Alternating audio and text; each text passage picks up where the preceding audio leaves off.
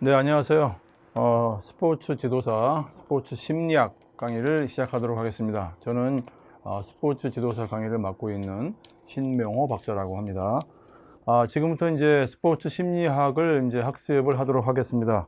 스포츠 심리학은 이제 기본적으로 스포츠 심리학의 기본 어떤 개요, 개관을 먼저 시작을 하고, 그 다음에 기본적인 어떤 그 인간 행동에 대한 기본적인 이해를 통해서 운동 제어라든가 운동 학습, 운동 발달에 관련된 내용을 좀 살펴본 이후에 본격적으로 이제 스포츠 수영의 이제 기본적인 어떤 심리적인 요인에 대해서 각 요인별로 살펴보고, 그리고 스포츠 수행의 사회 심리적인 요인, 그리고 그 이후에 운동 심리학, 그리고 스포츠 심리 상담의 순으로 진행을 하고, 맨 마지막에는 이제 핵심 문제를 통해서 기본적인 어떤 내용을 다시 한번 정리하는 그런 순서로 학습을 시작을 하도록 하겠습니다.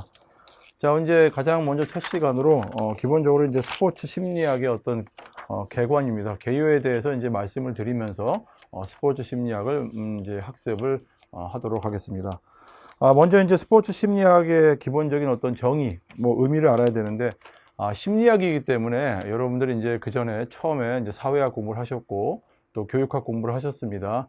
자, 오늘부터는 이제 심리학이기 때문에 스포츠 상황이라고 하는 거는 이제 같습니다. 스포츠 상황에서 기본적으로 일어나는 어떤 인간의 행동이라든가 정신 과정에 대해서 해답을 추구하고 심리학적인 원리를 적용하는 어떤 스포츠 과학의 한 분야다라고 말씀드릴 수가 있겠습니다. 그래서 이제 스포츠 심리학은 이제 기본적으로 좁은 의미와 또 이제 넓은 의미의 어떤 두 가지 측면에서 살펴볼 수 있는데, 좁은 의미로 본다면은 스포츠 심리학은 이제 스포츠를 수행을 하죠. 특히 이제 그 중에서도 이제 운동 수행을 하게 되는데, 스포츠 수행, 특히 운동 수행에 초점을 두고 운동 기능의 수행에 영향을 미치는, 운동은 어떤 기능을 하고 있는데 그 수행에 영향을 미치는 심리적이면서 그런 요인들을 이제 분석적으로 규명해 보고자 하는 게 어떤 아주 좁은 의미에서 봤을 때 어떤 스포츠 심리학이라고 볼 수 있고, 넓은 의미로 스포츠 심리학을 보게 되면 일반 심리학이 포함하는 모든 측면을 스포츠 상황이라든가 영역, 그와 관련돼서 이제 운동 학습이라든가 운동 발달, 운동 제어 등의 포괄적인 영역에 적용을 하는 관점을 넓은 의미에서 스포츠 심리학이다라고 말씀드릴 수가 있겠습니다. 그래서 이제 넓은 의미로 봤을 때는 이제 우리가 일반적으로 알고 있는 운동에 관련된 제어라든가 운동 학습, 또 운동 발달, 건강 운동 심리라든가 어떤 좁은 의미의 스포츠 심리학을 모두 포괄하는 개념으로 파악을 할 수 있겠습니다. 좁은 의미로 볼 때는 이제 지난번 이제 한마디로 얘기했을 때 스포츠 수행과 관련돼서 특히 이제 운동을 기능을 수행하는데 거기에 미치는 어떤 심리적인 어떤 그 사회적인 요인 같은 거를 이제 분석적으로 바라보는 그런 관점으로 이제 협의의 어떤 개념을 보기도 합니다. 자, 기본적으로 이제 스포츠 심리학은 이제 굉장히 좀 오래된 역사를 가지고 있습니다. 일단은 1895년도에 태동이 돼서 1920년도에는 이제 우리가 일반적으로 얘기하는 태동기라고 얘기를 하는데, 이때 트리플렛이라는 사람이 최초로 스포츠 심리학을 연구를 하게 됩니다. 그래서 이 당시에는 이제 스포츠하고 운동 기능, 어떤 그런 학습에서 필요한 심리적인 측면들이 뭐가 있는지 여기에 관해서 이제 연구를 이제 시작을 하는 단계라고 말씀드릴 수가 있겠습니다. 자, 그리고 나서 이제 그리피스 시대가 옵니다. 그리피스는 1921년에서 1938년까지 그리피스 시대라고 하는데, 이때는 이제 코칭 심리학이라든가 심리학하고 운동 경기는 어떠한가, 그 다음에 검사 도구, 심리적인 어떤 프로파일을 개발하는 이런 시기가 되겠습니다. 자, 그 이후에 이제 1900년도에 와서 1938년에서 1965년까지는 이제 준비기라고 하는데, 자, 이 시기에는 이제 스포츠 심리 분야의 어떤 과학적인 어떤 이론 적용을 이제 시도하면서, 그렇지만 이제 아직까지는 이제 응용 분야에 대한 어떤 그 분야의 어떤 시도 같은 연구 같은 경우는 좀 미흡했던 시기다라고 분류를 할 수 있겠습니다. 자, 그 이후에 이제 1960년대, 66년부터 1977년까지를 이제 학문적으로 발달하는 시기다라고 말씀드릴 수가 있는데, 이 시기에는 이제 국제적으로 이제 스포츠 심리학 어떤 총회가 이제 개최가 되거나 국제 스포츠 심리 학회지가 또 발간이 되고, 여러 가지 어떤 그 단체들이 이제 창설이 일어나게 됩니다. 스포츠 심리학의 어떤 독립적인 학문 분야로서 이때 기틀도 마련이 됨과 동시에 스포츠 심리학 발전의 어떤 획기적인 어떤 계기가 마련되는 시기가 바로 이 시기라고 말씀드릴 수가 있겠습니다. 그리고 이제 그 이후에 이제 1978년도 이후부터 이제 현재까지의 이제 스포츠 심리학은 이제 응용하는 쪽에 응용 스포츠 심리학 쪽 지식이 발달을 하고 스포츠 심리학의 연구가 이제 현장 적용과 관련해서 활발하게 이루어지고 있다라고 말씀드릴 수가 있겠습니다. 자, 우리나라 같은 경우는 이제 스포츠 심리학의 발전 과정을 간단하게 살펴보면 1953년도에 한국체육학회가 창립이 되고 55년에 이제 처음으로 이제 소위 말하는 창간호가 이제 발간이 됩니다. 그 이후에 이제 86년도 아시안 게임하고 88년 서울 올림픽 때 학술 대회를 개최를 하죠. 이제 일반적으로 이제 대규모 국제 경기가 열리게 되거나 국내에서도 이제 전국체전 같은 대회가 열리게 되면 일반적으로 이제 학술 대회를 합니다. 이런 학술 대회를 계기로 해서 이제 발전의 전환점이 마련되는 어떤 시기다라고 말씀드릴 수가 있고, 89년이죠. 1989년에 이제 한국체육학회의 어떤 분과학회로서 이제 한국 스포츠 심리학회가 이제 창립이 되고, 이 당시에 이제 창립이 되면서 제일 먼저 하는 그 일 중에 하나가 이제 스포츠 심리학회지를 발간하는 거죠. 이제 이때 스포츠 심리학회지가 이제 발간이 됩니다. 자, 90년 이후에는 이제 많은 스포츠 이제 아마 심리를 연구하시는 어떤 학자들도 배출이 되고, 2002년에는 이제 그 한국연구재단의 등재 학술지로도 이제 선정이 되고, 그 이후에 이제 스포츠 심리학의 다양한 어떤 그 세부 영역으로 연구가 활발히 어떤 진행되는 시기다라고 말씀드릴 수가 있겠습니다. 근데 이제 주요 스포츠 심리학 같은 경우는 이제 주요한 연구 과제를 보면 이제 동기 유발을 어떻게 할 것인가. 이거는 굉장히 그 이제 스포츠 교육학에서도 중요시 여겼던 분야였던 것 같아요. 동기 유발 같은 경우에는 이제 관심들이 많은 것 같습니다. 동기 유발. 동기 유발을 어떻게 하면 될 것인가 해서 이 동기 유발 전략에 대해서 연구 어떤 주제뿐만 아니라 많은 분들이 이쪽에 연구를 합니다. 그래서 이제 요 이후에 진행되는 과정에서는 이 동기 유발을 어떻게 할 것인가에 대해서 별도로 동기 유발에 관련된 내용을 가지고 학습을 하는 어떤 시간을 갖도록 하겠습니다. 그리고 이제 주로 스포츠 심리 쪽이기 때문에 이제 상담이죠, 상담. 상담의 어떤 기술, 테크닉적인 면이라든가 어떤 식으로 이제 상담을 진행할 것인가 해서 주로 이제 스포츠와 관련된 이제 상담 기술이나 방법에 대해서도 이제 연구가 많이 되고 있습니다. 그리고 이제 아무래도 이제 스포츠이기 때문에 경기에 대한 어떤 그 경쟁에 대한 어떤 측면에서 강조가 많이 되다 보니까 불안을 어떻게 감소할 것인가, 불안을 이제 감소하는 불안 감소 전략 같은 경우에도 많은 관심을 갖고 연구하는 어떤 분야다라고 말씀드릴 수가 있겠습니다. 그리고 이제 스포츠 심리 이제 학자들이 주로 이제 그 하는 역할들이 있죠. 아무래도 이제 스포츠 심리학이라든가 뭐 운동 학습, 운동 제어, 운동 발달 같은 이제 과목들을 이제 지도를 하거나 연구를 하죠. 그 다음에 이제 각종 관련된 분야의 어떤 연구 성과를 이제 발표도 하고 검증도 하고, 또 상담을 통해서 이제 선수가 필요로 하는 심리 기술 훈련에 대해서도 이제 정보를 제공하는 어떤 역할도 하고 있습니다. 그리고 스포츠 심리학의 이제 영역과 역할을 살펴보는데요. 스포츠 심리학은 기본적으로 이제 우리가 지금 제목과 똑같이 이제 스포츠 심리학이라고 하는 연구 영역이 있습니다.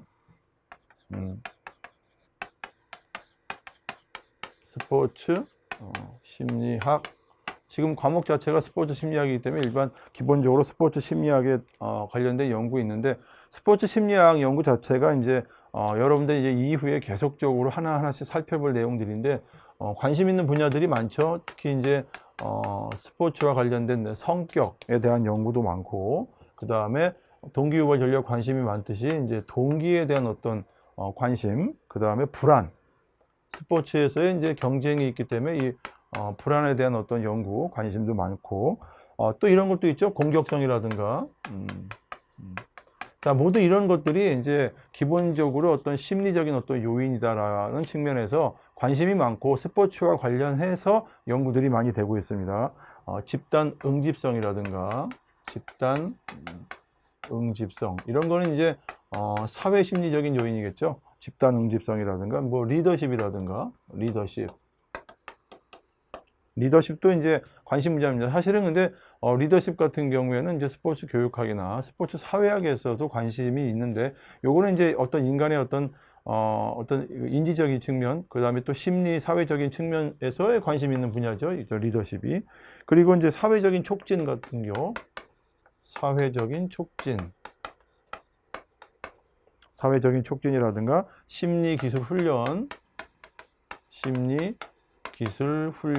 자, 이런 것들이 이제 스포츠 심리학의 어떤 연구 영역이다라고 볼 수 있고, 주로 하는 역할은 이제 스포츠 상황에서 인간의 행동을 분석을 합니다. 인간의 행동을 분석하고 이해도 하고 또 통제도 하고, 또 하나 마지막으로 예측을 하기 위해서 심리학의 어떤 다양한 어떤 방법이라든가 원리를 제공을 하죠. 그리고 연구자라든가 교육자, 또 임상 또는 상담자의 역할도 하고 있다라고 말씀드릴 수가 있겠습니다. 그 다음에 또 하나 이제 주요 연구 분야 중에 하나가 이제 운동 제어라는 분야가 있습니다. 운동 제어라는 분야가 있는데, 운동 제어는 이제 별도로 이제 한차시를 할애해서 한번 기본적인 내용 정도는 이제 살펴볼 것입니다. 근데 이제 워낙 방대한 내용들이 많아서 다 살펴보긴 어렵지만 가장 주요한 핵심적인 내용은 좀 살펴보도록 하겠습니다.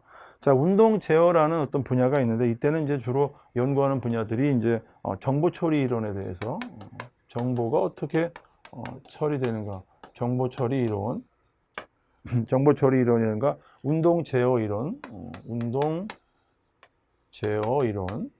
제어 이론. 그 다음에 이제 운동의 기본적인 어떤 법칙에 대해서도, 운동의 법칙, 운동 법칙. 그 다음에 이제 반사와 운동, 반사와 운동이라든가 뭐 이런 것들. 그 다음에 뭐 협응 구조라고 하죠. 어떻게 해서 운동이 잘 협응해서 일어나는가, 그 구조는 뭔가 해서 이런 것들을 주로 이제 연구를 하게 됩니다. 운동 제어가. 그래서 운동 제어에 대해서 이제 기본적인 내용들은, 핵심적인 것들은 이제 별도로 한 번 더 살펴보겠지만, 일반적으로 이제 인간의 움직임이죠. 인간의 움직임이, 그 다음에 인간의 움직임이 어떻게 생성이 되는가, 그 다음에 어떻게 조절되는가, 이런 것들에 대해서 신경, 심리적인 어떤 과정, 생물학적인 어떤 기전을 연구하는, 밝히는 그런 학문 영역이 되겠습니다. 자, 그리고 또 이제 관심 있는 내용은 운동 학습적인 분야도 있죠. 이제 운동 제어가 있고, 그 다음에 이제 운동 학습 분야도 있습니다. 운동 학습 분야 같은 경우 운동 제어, 스포츠 심리학이 있는데, 운동 학습 같은 경우에는 이제 운동 행동을 어떤 그 모형은 어떠한지, 그 다음에 운동 학습하는 과정, 운동 학습 과정이죠. 요것도 이제 스포츠 교육하고 유사한 점이 많습니다. 이쪽 같은 경우는. 그 다음에 운동할 때 어떤 기억이라든가 전이, 그 다음에 뭐 피드백, 연습 이론 같은 경우를 많이 합니다. 그래서 사실은 이 운동 학습 쪽이 스포츠 교육하고도 관련성이 많아서 중요한 분야입니다. 그래서 이것도 이제 별도로 한번 그 차시를 가지면서 꼼꼼하게 한번 살펴볼 수 있는 내용입니다. 이 내용 같은 경우에는 스포츠 심리학에서 특히 이제 지도사, 특히 지도를 하는 어떤 입장에서는 학습적인 요소가 많이 필요합니다. 그래서 이 분야는 별도의 시간을 갖고 한번 보도록 하겠습니다. 운동학습 같은 경우는 이제 개인적인 어떤 특성이죠. 개인적인 특성이라는 게 이제 주로 학습자의 특성인데, 그 학습자들의 특성을 바탕으로 해서 이제 연습, 그 다음에 뭐 경험을 통해서 어떤 과제가 있고 환경적인 변화에 부합하는 가장 효율적인 어떤 협응 동작을 형성시켜 나가는 과정, 이런 거를 연구를 합니다. 그러니까 이제 아무래도 이제 교육학적 요소가 이제 상당히 이제 좀 그 공유되고 있는 측면이 강하죠. 숙련된 운동 수행을 위해서, 즉 운동 수행을 할 때 우리가 이제 초보적인 어떤 학습을 지나서 숙련성을 가지고 운동을 하게 되죠. 자, 그랬을 경우 이제 개인 운동의 어떤 영구적인 변화, 개인의 어떤 그 능력이 영구적으로 변하죠. 이거를 우리 교육학에서는 이제 학습이다라고 얘기를 하는데, 그런 어떤 그 영구적인 변화를 유도하는 그런 내적인 어떤 과정, 그리고 직접 관찰하기는 좀 어렵지만 연습이나 경험에 의해서 나타나는 그런 어떤 학습적인 요소. 자, 거기 중에서 특히 이제 운동에 대한 어떤 학습에 대해서 이제 연구를 하는 분야가 이제 운동학습 분야다라고 말씀을 드릴 수가 있겠습니다. 자, 그리고 이제 또 하나 이제 분야가 운동 발달이라는 분야가 있습니다. 운동 발달.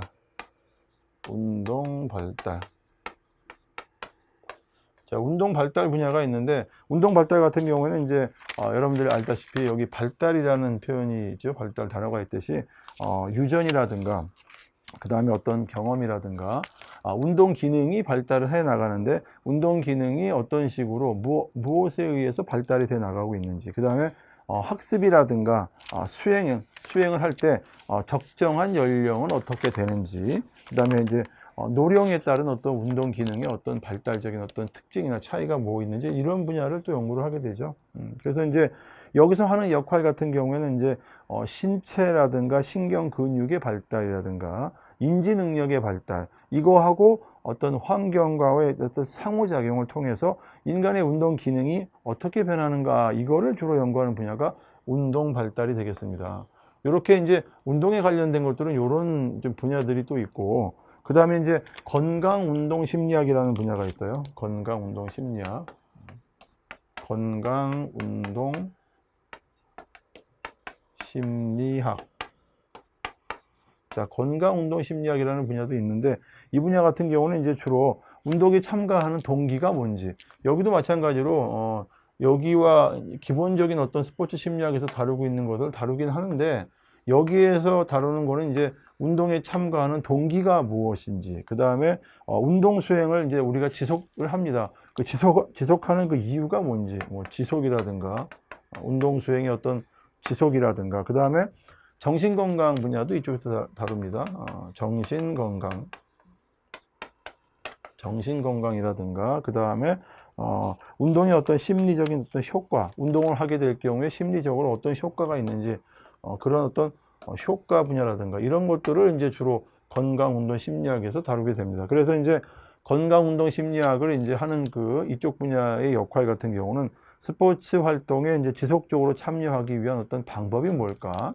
그 다음에 운동을 통해서 사회 또 심리학적인 심리적인 효과가 무엇인가, 이쪽을 연구하는 쪽이 바로 건강운동 심리학입니다. 사실은 이제 일반적인 스포츠 심리학에 있는 내용들을 이제 기반으로 해서 건강에, 특히 건강 중에서도 이제 건강 운동과 관련해서 어떤 심리적인 어떤 요소가 있겠죠. 건강을 추구하고자 하는 인간의 욕망이 있는데 참가하는 동기가 뭐지? 그 다음에 지속을 하는 그 이유라든가 효과가 뭘까? 운동의 효과가 뭐고, 정신건강과 관련해서 어떤 측면들이 연구가 되어 있는가, 이런 것들을 이제 살펴보고자 하는 게 바로 건강운동 심리학입니다. 그래서 이제 일반적으로 이제 스포츠 심리학과 관련해서 넓은 의미로 봤을 경우에 이렇게 스포츠 심리학, 운동 제어, 운동 학습, 운동 발달, 그리고 건강 운동 심리학, 이런 분야를 이제 모두 포괄하고 있다라고 좀 생각을 해 주시면 되겠습니다.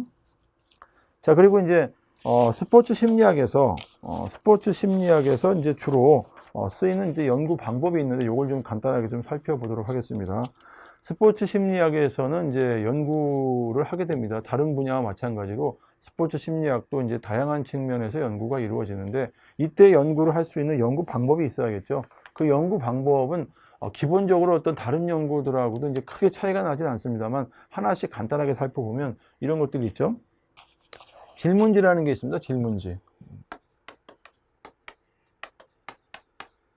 자, 질문지를 통해서 우리가 일반적으로 이제 연구를 하게 되는데, 질문지 같은 경우는 사실 이제 교육학이든 또 다양한 학문 분야에서 일반적으로 사용하는 연구 방법 중에 하나입니다. 뭐 예를 들어서 이제 어떤 특정한 변이를 알고자 할 때 이제 연구를 이제 받는 쪽이죠. 그들에게 이제 특정한 생각이라든가 감정이라든가 뭐 행동 등을 측정하기 위해서 만들어진 여러 가지 질문들이 있죠. 그런 질문들을 구성을 해서 그 질문들을 배포를 하고, 그 다음에 질문을 다시 이제 수거를 하죠. 수거한 이후에 이제 질문의 내용들을 이제 분석을 합니다. 수집해서 분석해서 그거를 이제 통계학적 분석으로 해서 어떤 연구의 어떤 특징을 밝혀내기도 하고, 질적인 어떤 질문지를 통해서 좀 더 구조화되고, 그 다음에 여러 단계를 거쳐서 델파이 기법들이 있는데, 어떤 질문지를 사용을 해서 뭔가 알고자 하는 내용, 그 연구하는 변이를 좀 추구하고자 하는 연구가 바로 이제 질문지를 사용하는 연구 방법이 있습니다. 질문지. 자, 그 다음에 이제 또 하나 연구하는 도구 중에 하나가 이제 인터뷰라는 것도 있죠. 인터뷰. 자, 인터뷰 같은 경우는 이제 스포츠하고 운동 참가자의 어떤 본인이 어떻게 생각을 하고 있는지, 그 다음에 체험을 이제 어떻게 했는지, 그 다음에 본인이 생각하는 운동에 대한 어떤 가치라든가 이런 거를 알아보기 위해서 어떤 특정인을 만나서 직접 대화를 하죠. 그리고 이제 질문자보다는 아무래도 이야기할 수 있는 그 폭이 크죠. 융통성이 더 크다는 장점도 있는데, 이때 연구자들이 사실 어떤 질문에 대해서 그 연구에서 알고자 하는 것을 얻기 위해서는 질문자가 조금 이제 연습이 좀 필요합니다. 그래서 이제 일정한 시간 안에 어떤 내용을 이제 충분히 풍부하게 자료를 수집하기 위해서는 인터뷰를 할 때는 도대체 상대방의 어떤 그 여러 가지 대화의 어떤 커뮤니케이션의 기본적인 어떤 방법들 같은 경우에도 이제 미리 숙지하고 연습을 할 필요가 있습니다. 그리고 이제 연구 방법 중에서 이런 것도 많이 하죠. 우리 일반적으로. 자, 관찰도 많이 합니다. 관찰 같은 경우. 스포츠 상황에서 일어나는 어떤 그 참가자들이 있죠. 참가자들이 다양한 활동을 합니다. 이제 특히 이제 건강운동 심리학 같은 경우에는 이제 일반인들이 이제 건강을 위해서 스포츠에 참가를 하는데, 그 참가하는 동기라든가 또 하고 있을 때 지속성을 보여주고 있을 때 그 지속성을 보이는 요인들이 뭔가를 관찰을 통해서도 가능하죠. 그래서 이제 관찰하는 어떤 활동을 통해서 이제 소위 말하는 이제 측정을 합니다. 측정을 하고 나서 역시 이제 자료를 모으고 그 모은 자료를 이제 분석적으로 해서 연구의 어떤 결과를 발표하는데, 이런 관찰적인 방법을 통해서도 실제 여러 가지 어떤 연구 방법으로 자주 쓰이고 있다.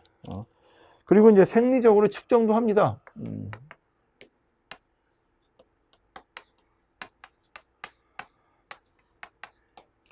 자, 심리적 측정이라는 측면이 있지만 여기 지금 생리적이라고 되어 있죠. 스포츠 심리학에서는 생리적인 측정도 자주 연구 방법으로 활용이 됩니다. 예를 들어서 이제 바이오 피드백이라든가 이제 스포츠 참가자들의 어떤 신체 상태와 결부되어 있는 어떤 심리적인 상태를 나타내는 생리적인 어떤 지표가 있는데, 이거를 측정하는 거죠. 단순히 어떤 그 신체의 생리적인 측면만을 보는 게 아니라 이 생리적인 측면하고 이제 결부가 되어 있는 어떤 심리 상태를 나타낼 수 있는 생리적인 지표들이 있습니다. 뭐 바이오 피드백 이런 것도 마찬가지죠. 즉 심리적인 어떤 그 상태를 알아볼 수 있는 어떤 생리적인 어떤 측정 지표가 필요할 때는 이렇게 생리적으로 측정을 통해서도 연구가 이루어지고 있습니다. 자, 그리고 또 하나는 이제 생화학적 측정도 있습니다.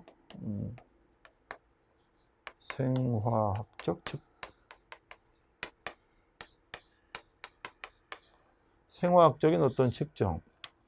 이것도 마찬가지로 이제 생화학적이라고 하면 이제 뭐 혈액이라든가 뭐 소변 등을 생화학적으로 분석을 하죠. 운동도 이제 운동 생화학적 분야가 있습니다만 스포츠 심리학에서도 마찬가지로 뭐 예를 들어서 뭐 스트레스라든가 어떤 정서 상태 등을 알아보기 위해서 혈액이나 소변 등을 이제 소위 말해서 이제 그 연구의 어떤 측면에서 생화학적으로 분석을 해서 스트레스 수치라든가 정서 상태가 어떤 그 연관성이 어느 정도나 되는가, 그런 거를 연구할 때 생화학적 측정 방법도 활용을 하고 있다라는 겁니다. 그 다음에 또 이제 우리가 또 알 수 있는 것들 하나가 내용 분석이라는 분야도 있죠. 내용 분석.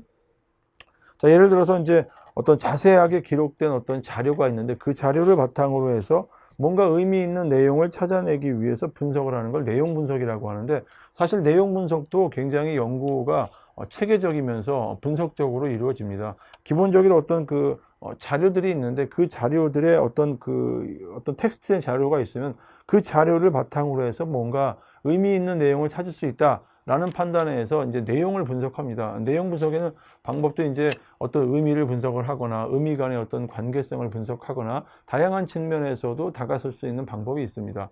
자, 그리고 스포츠 심리학에서는 이제 이것 말고도 연구 어떤 방법은 많겠죠. 우리가 일반적으로 알고 있는 이런 방법 말고 통계학적인 방법을 활용하는 방법도 있고 질적인 측면에서도 이제 이루어지긴 합니다. 그러나 이제 많은 측면에서 이루어지는 거는 이제 이런 것들이 질문지 같은 경우는 통해서 이제 물론 이제 이 안에서도 이제 조사 연구를 하죠. 근데 조사 연구라는 거는 우리가 이제 어떤 데이터를 확보를 한 이후에 이거를 통계학적으로 분석을 하는 경우도 있고, 내지는 이걸 가지고 이제 물론 질적 분석을 하는 경우도 있지만은, 일반적으로 이제 여기에 말하는 이제 인터뷰라든가 참여 관찰 이런 것들이 주로 질적 연구를 하는 경우들이 많습니다. 그래서 자, 이런 것들이 많이 쓰입니다. 뭐 생리적 측정, 그 다음에 생화학적인 측정, 내용 분석, 이런 것들은 이제 기본적으로 이제 스포츠 심리학에서 많이 쓰이는 연구 방법이다라고 말씀드릴 수가 있겠습니다.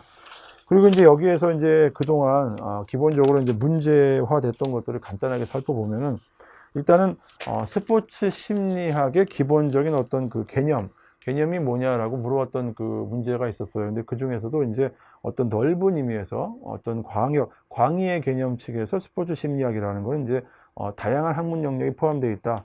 운동 제어라든가 운동 학습, 운동 발달, 그 다음에 건강 운동 심리학, 좁은 의미의 스포츠 심리학이 다 포함되어 있는 것들이 이제 들어가 있었다라는 거 말씀드리고, 그 다음에 이제 협의의 스포츠 심리학의 개념으로서 이제 일반 심리학이 스포츠 수행이죠. 스포츠 수행, 운동 수행에 초점을 두고 이제 운동 기능에 영향을 미치는 어떤 요인들에 대해서 그 과정을 이제 연구하는 분야, 이런 거에 대해서 이제 소위 말하는 이제 물어보는 기술적인 문제가 있었습니다. 그리고 이제 스포츠 심리학의 이제 주요한 연구 과제들이 무엇이 있느냐 해서 뭐 동기 유발이라든가 뭐 상담 기술 방법, 불안 감소 전략들이 있었다라는 것들도 이제 출제가 됐었고, 스포츠 심리학자의 역할은 이제 말씀드렸듯이 스포츠 심리학, 운동 학습, 운동 제어, 운동 발달 등을 가르치거나 연구 성과를 발표하거나 내지는 상담을 통해서 선수가 필요한 내용들에 대해서 이제 심리 기술 훈련을 한다거나 이런 것들도 있었고, 운동 제어, 운동 학습, 뭐 이런 어떤 기본적인 어떤 분야에 대해서 아주 그냥 기본 개념과 관련된 거죠. 운동 제어는 뭐냐? 그래서 인간의 움직임을 생성하고 조절에 대해서 뭐 신경 심리적인 어떤 과정, 생물학적인 어떤 기전을 밝히려는 학문 영역이다라는 어떤 측면에서 출제가 됐었습니다. 그다음에 운동 그 제어에도 이제 3요소가 있다고 하는데, 기본적으로 이제 운동 제어의 3요소는 이제 개인이 있겠죠.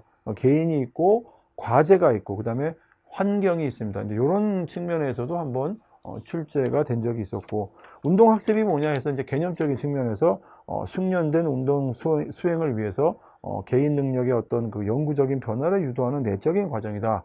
직접 관찰할 수는 없지만 연습과 경험에 의해서 나타난다 하는 측면에서 이제 출제가 됐었습니다.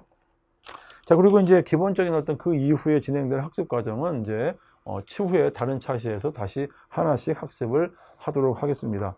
자, 수고하셨습니다.